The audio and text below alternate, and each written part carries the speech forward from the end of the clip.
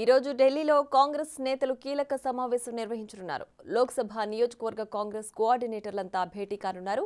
దేశవ్యాప్తంగా 539 నియోజకవర్గాలకు సమన్వయకర్తలను నియమించింది కాంగ్రెస్ అధిష్టానం. తెలంగాణలో 17 స్థానాలకు 14 మంది కోఆర్డినేటర్లున్నారు. CM Revanth Reddy, deputy CM Bhatti Vikramarka, మంత్రి పొంగులేటికి 2 లోక్సభ నియోజకవర్గాల బాధ్యతలను అప్పగించింది అధిష్టానం. ఈ సమావేశానికి తెలంగాణ నుంచి కూడా సమన్వయకర్తలు హాజరు కానున్నారు.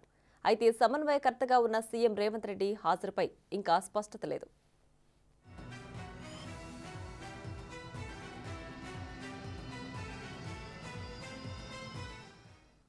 ఏపీలో 25 మంది సమన్వయకర్తలకు 22 మందే హాజరయ్యే అవకాశం ఉంది. మాజీ ఎంపీ కరుమూరి బాపిరాజు సహా మరో 2 హాజరు కాలేకపోతున్నట్లు తెలుస్తోంది. మిత్రపక్షాలతో సమన్వయం చేసుకోవడంపై అధిష్టానం నేతలకు దిశానిర్దేశం చేయనుంది. కాంగ్రెస్ అభ్యర్థుల గెలుపు కోసం వ్యూహాలతో పాటు మిత్రపక్షాల అభ్యర్థి ఉన్న చోట పార్టీ శ్రేణులతో సమన్వయం చేసుకుంటూ గెలుపు కోసం సహకరించేలా ప్రణాళికలు రచించనున్నారు.